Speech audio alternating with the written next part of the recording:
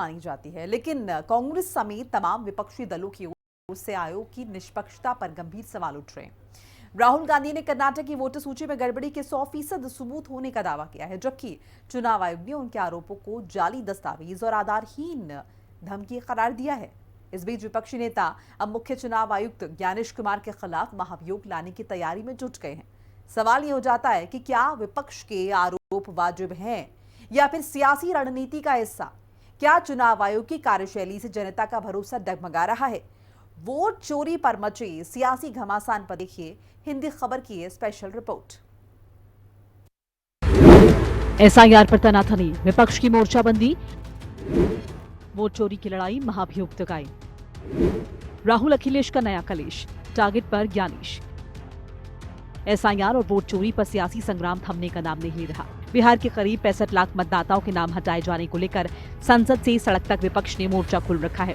विपक्ष का आरोप है कि सुनियोजित वोट चोरी है, जिसका मकसद जनता के लोकतांत्रिक अधिकारों को छीनना है। इस मुद्दे को लेकर एक तरफ राहुल गांधी और तेजस्वी यादव बिहार में वोट अधिकार यात्रा के जरिए जनता तक अपनी बात पहुंचाने की कोशिश कर रहे हैं, वहीं इंडिया गठबंधन अब मुख्य चुनाव आयुक्त ज्ञानेश कुमार को हटाने की कोशिश में जुट गया है। संसद सत्र के दौरान खड़गे के ऑफिस में इंडिया गठबंधन की बैठक हुई। विपक्ष की इस बैठक में मुख्य चुनाव आयुक्त को लेकर चर्चा की गई। कांग्रेस ने मुख्य चुनाव आयुक्त के खिलाफ कड़ी कार्रवाई की मंशा जताई। कांग्रेस अध्यक्ष मल्लिकार्जुन खड़गे ने प्रस्ताव रखा कि मुख्य चुनाव आयुक्त ज्ञानेश कुमार के खिलाफ महाभियोग लाने पर विचार होना चाहिए। कई दलों ने इस प्रस्ताव का समर्थन किया है, लेकिन अभी तक अंतिम फैसला नहीं लिया गया है। विपक्ष का कहना है कि चुनाव आयोग की कार्यशैली लोकतंत्र के लिए गंभीर खतरा बन चुकी है। कांग्रेस नेता गौरव गोगोई ने कहा कि मुख्य चुनाव आयुक्त ज्ञानेश कुमार के खिलाफ संभावित महाभियोग कार्यवाही पर सही समय पर फैसला लिया जाएगा। जिस प्रकार से कई महत्वपूर्ण सवाल भारत के विभिन्न राजनीतिक दल केंद्रीय निर्वाचन आयोग से पूछ रहे हैं, उन सवालों का उत्तर केंद्रीय निर्वाचन आयोग नहीं दे पा रहा। साफ साफ जाहिर होता है कि अब चुनाव आयोग ऐसे कुछ अफसरों के कमान में है जो निष्पक्ष नहीं, साफ साफ एक पक्ष लेते हैं। आने वाले समय में उचित समय में उचित कदम लेंगे। इलेक्शन कमीशन को गाली दी जा रही है, सड़कों पर इलेक्शन कमीशन को गाली दी जा रही है, और जिन शब्दों का प्रयोग किया जा रहा है एक ही चीज दिखा रहा है कि संवैधानिक संस्थाएं, सबकी अपनी अपनी मर्यादा होती है, सबका अपना अपना बाउंड्री होता है, और एक संवैधानिक संस्था दूसरी संवैधानिक संस्था का हमेशा आदर करती है। हमारे भी डिफरेंसेस हो सकते थे, पुराने हमारे भी डिफरेंसेस थे, मगर हमने कभी भी ऐसे शब्दों का प्रयोग नहीं किया जो अमर्यादित हो, जो मर्यादा से बाहर हो। अमर्यादित शब्दों का प्रयोग करना और जिस प्रकार के आक्रमण को वो कर रहे हैं, ये कहीं न कहीं दिखाता है कि राहुल गांधी और कांग्रेस पार्टी फ्रस्ट्रेशन में है और उनका एक ही ध्येय, मत पे हमें सत्ता मिलना चाहिए। यदि हमारे परिवार को सत्ता नहीं मिलता है तो हम किसी को भी खींच के सड़क के बीच में लाएंगे, उसके विरुद्ध अनर्गल बोलेंगे, उसको गाली करेंगे, और किसी भी कीमत पर हमें सत्ता चाहिए। मगर जनता जनार्दन है, सब समझती है। दरअसल 17 अगस्त को मुख्य चुनाव आयुक्त ज्ञानेश कुमार ने वोटर सूची में हेराफेरी के विपक्ष के आरोपों पर एक प्रेस कॉन्फ्रेंस की थी, जिसमें आयोग ने राहुल गांधी समेत तमाम विपक्षी नेताओं के लगाए जा रहे एक सवाल का जवाब दिया और विपक्ष को ही कटघरे में खड़ा कर दिया। सीसी का कहना है कि वोट चोरी के झूठे शब्द इस्तेमाल कर जनता को गुमराह किया जा रहा है और चुनाव आयोग के कंधे पर बंदूक रखकर चलाने की कोशिश की जा रही है, जिससे विपक्षी पार्टियां और भी ज्यादा भड़क गई हैं। इंडिया गठबंधन की बैठक में कई नेताओं ने इसे विपक्ष को धमकाने की कोशिश बताया। उनका कहना था कि चुनाव आयोग अब निष्पक्ष संस्था न रहकर भाजपा का प्रवक्ता बन चुका है। जिस समय मुझे नोटिस मिला था, नोटिस के समय के अंदर अपने वर्कर्स से सहयोग लेकर के एक्सरसाइज कर करके उतने कम समय में हम 18,000 ही एफिडेविट बनवा सके। समय अगर हमारे पास और होता तो शायद एफिडेविट और मैं बना सकता था, लेकिन 18,000 एफिडेविट देने के बाद भी अगर कार्रवाई नहीं हुई है तो कौन भरोसा करेगा इलेक्शन कमीशन पर। और जो बाई इलेक्शन आपने, वो सामान्य चोरी नहीं थी, वो डकैती थी। आप कल्पना कर सकते हैं कि पुलिस वोट डालेगी, पुलिस प्राइवेट ड्रेस में जाकर के वोट डालेगी। कोई कल्पना कर सकता है इस बात को लेकर के? अगर चुनाव आयोग के निर्देश पर और उनकी कार्रवाई पर अगर एक भी डीएम सस्पेंड हो जाए तो कभी भी ना वोट चोरी होगी ना वोट डकैती होगी। ये इलेक्शन कमीशन और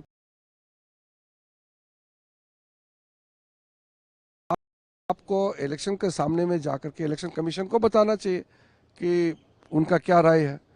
अब इलेक्शन कमीशन ने जब कांग्रेस पार्टी से कुछ कागज सफाई मांगा है तो ये कांग्रेस पार्टी का दायित्व बनता है कि एक संवैधानिक संस्था को सम्मान करते हुए उसको जवाब दे।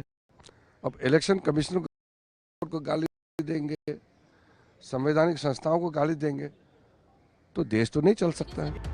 इंडिया गठबंधन की बैठक में Trinamool Congress, RJD, SP, DMK समेत कई दलों ने चुनाव आयोग की आलोचना की। सभी दलों का कहना था कि चुनाव आयोग की भूमिका लोकतंत्र के लिए सवाल खड़े कर रही है और इसे रोकने के लिए सामूहिक कदम उठाने होंगे। विपक्ष की मीटिंग में जिस तरह से मुख्य चुनाव आयुक्त को हटाने पर चर्चा की गई, अगर ऐसा होता है तो वाकई में देश के इतिहास की बड़ी घटना होगी, क्योंकि मुख्य चुनाव आयुक्त को पद से हटाने की प्रक्रिया सुप्रीम कोर्ट और हाई कोर्ट के जजेस को पद से हटाने की प्रक्रिया जैसी ही है। संविधान के अनुच्छेद 324 में सुनिश्चित किया गया है कि मुख्य चुनाव आयुक्त को सरकार के दबाव से बचाया जा सके ताकि वो निष्पक्ष और स्वतंत्र रूप से काम कर सके। सिर्फ महाभियोग प्रक्रिया से मुख्य चुनाव आयुक्त को हटाया जा सकता है। सीसी के खिलाफ महाभियोग प्रक्रिया बेहद जटिल और लंबी। लोकसभा या राज्यसभा में प्रस्ताव पेश किया जा सकता है। प्रस्ताव स्वीकार होने के बाद आरोपों की जांच की जाती है। जांच के लिए 3 सदस्यीय कमेटी का गठन किया जाता है। कमेटी की रिपोर्ट में दोषी पाए जाने पर हटाने की प्रक्रिया आगे बढ़ती है। महाभियोग के लिए विपक्ष को 2/3 बहुमत चाहिए। महाभियोग प्रस्ताव दोनों सदनों से पास होना जरूरी है। दोनों सदनों से प्रस्ताव पारित होने के बाद हटाने का आदेश देते हैं राष्ट्रपति। यूपीए 1 के कार्यकाल के दौरान साल 2006 में पक्षपाती रवैया अपनाने के आरोप के चुनाव आयुक्त नवीन चावला को हटाने की सिफारिश की गई थी, लेकिन तब के लोकसभा स्पीकर बीजेपी को सुप्रीम कोर्ट जाने का फायदा नहीं मिला था। ऐसे में देखना होगा कि क्या कांग्रेस अपने सहयोगियों को ऐसे किसी प्रस्ताव के लिए सहमत करने में कामयाब हो पाती है और प्रस्ताव आने के बाद उसे किस तरह सदन में पेश किया जाता है। जो इलेक्शन कमीशन रोजाना राहुल गांधी जी से एफिडेविट मांग रहा है, उस इलेक्शन कमीशन को हम 2022 में 18,000 गलत तरीके से काटे गए वोटों के एफिडेविट दे चुके हैं। इस तरह के एफिडेविट हैं, उसकी सब रसीदें हैं और कोई कार्रवाई नहीं हुई। इस गवर्नमेंट का मंशा और इलेक्शन कमीशन का मंशा आर्टिकल 326 के इंटरप्रिटेशन पर देखिए कि बहुत ही गलत है। ये देश के लिए हानिकारक है। गंभीर चिंता की बात है सारे देश के नागरिकों के लिए। जिनका वोट नहीं होगा उनसे सरकारी अधिकारी कोई भी ये कह सकता है कि तुम तो इस देश के नागरिक नहीं हो। ये हठधर्मिता, ये अहंकार हमने चुनाव आयोग के पर्सोना में नहीं देखा था। हमारी आपत्तियां, चाहे राहुल जी हों, तेजस्वी जी हों, अखिलेश जी हों या मंच पे बैठे कोई लोग हों, दिल्ली का मामला हो, महाराष्ट्र का हो, हरियाणा का हो, हमारी शिकायत इसी किताब की ताकत से आती है। ये भारत का संविधान है। कल माननीय मुख्य चुनाव आयुक्त कह रहे थे कि हमसे सवाल पूछ रहे हैं, संविधान पे सवाल उठा रहे हैं। महोदय, आप संविधान के पर्यायवाची नहीं है, आप जन्मे हैं संविधान से। ये तो आप मोदी जी की तरह बोल रहे हैं कि उनकी आलोचना राष्ट्र की आलोचना है।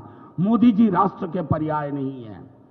सरकार हो, संसद हो, न्यायालय हो, पॉलिटिकल पार्टीज हो, हम इस किताब की ताकत से पैदा हुए हैं और इस किताब की आड़ लेकर के आप इसकी धज्जियां मत उड़ाइए। सिर्फ हंगामा आपको खड़ा करना है, एक अविश्वास का माहौल खड़ा करना है, अराजकता का माहौल आपको खड़ा करना है। भाई, आप संवैधानिक संस्थाओं पे आप विश्वास नहीं कीजिएगा, न्यायिक प्रणाली पे आप विश्वास नहीं कीजिएगा, संवैधानिक पदों पे बैठे हुए व्यक्तियों पे आप भरोसा नहीं कीजिएगा। इन्होंने हर वो व्यक्ति, हर वो संस्था जिन्होंने देश हित में फैसले लेने का काम किया, देश हित में उन्होंने निर्णय लिए, उन्होंने प्रक्रियाएं शुरू कराई, इन्होंने हर उस व्यक्ति, हर उस संस्था को नकारने का काम किया।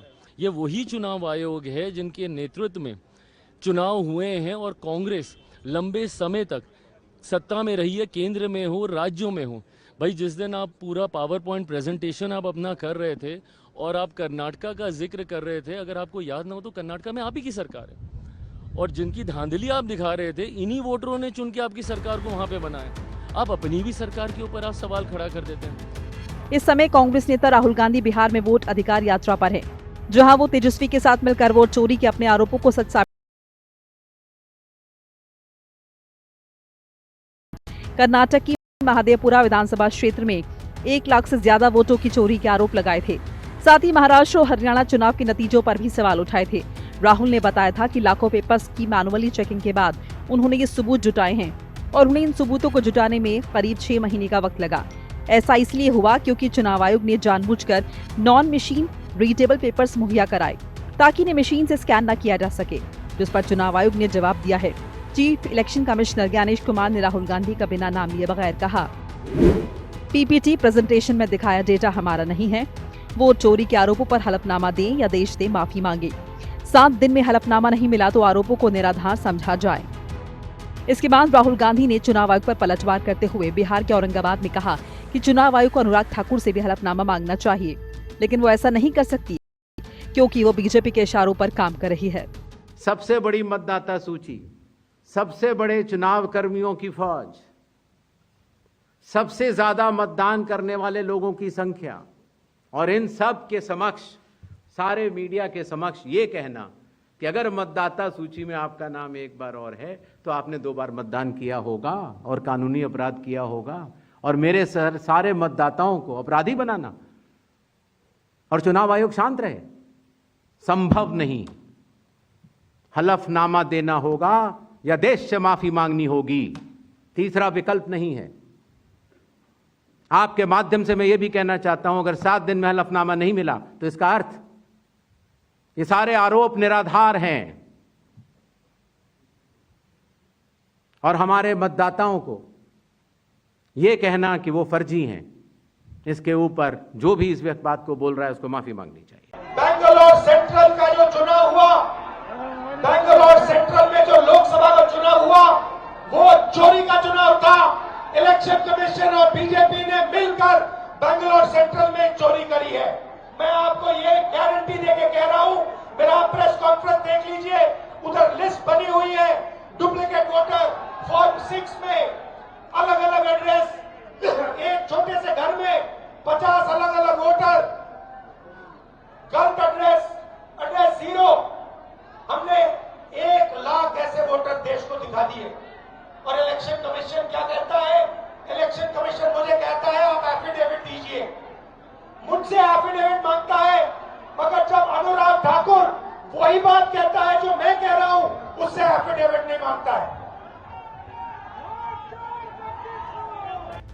वोट चोरी विवाद के बीच चुनाव आयोग ने बिहार में एसआईआर के बाद वोटर सूची से हटाए गए 65 लाख लोगों के नामों की सूची वेबसाइट पर अपलोड कर दी है। 14 अगस्त 2025 को सुप्रीम कोर्ट ने चुनाव आयोग को हटाए गए 65 लाख मतदाताओं की सूची और हटाने के कारण सार्वजनिक करने का आदेश दिया था, जिसके बाद चुनाव आयोग ने एसआईआर के बाद 1 अगस्त की ड्राफ्ट वोटर लिस्ट से हटाए गए नामों को सार्वजनिक किया है। यानी चुनाव आयोग अपनी तरफ से हर वो कोशिश कर रही है जिससे एसआईआर को लेकर जारी सियासी घमासान थम जाए, लेकिन ऐसा लग रहा है जैसे विपक्ष ने इसे अपना चुनावी मुद्दा बना ही लिया है और वो इसके लिए आने वाले चुनावों में फायदा उठाना चाहती है, जिससे वोट चोरी पर बवाल थमने का नाम नहीं ले रहा। हिंदी खबर की स्पेशल रिपोर्ट।